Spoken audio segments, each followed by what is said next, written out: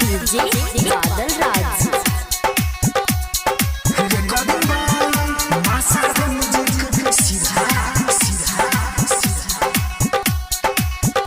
जल्दी नहीं हरा बोला ले गे माय मारो सैया बेल्ट खोल के अदक के दौरा दन किंदैया दवाई मारो सैया बेल्ट खोल के जल्दी नहीं हरा बोला ले गे माय मारो सैया बेल्ट खोल के अदक के दौरा दन किंदैया दवाई मारो सैया बेल्ट खोल के मैयो गे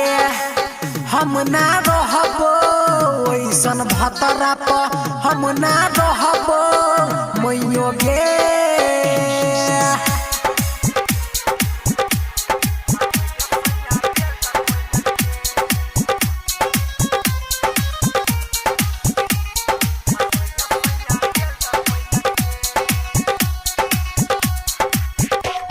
सास गरियाबे आनन दिमारे तना जेठ की दिया दनी झगड़ैया भैंसुरा के बोली न निक लागे खा लैती जहर मन करैया बात कहौ ससुर जरल जरल लगे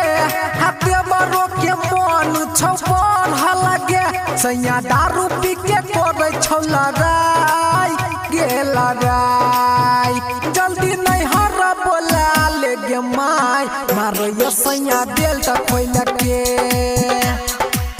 अदक के दौरा दन किंदैया दवाई मारो सैया बेल्ट खोल के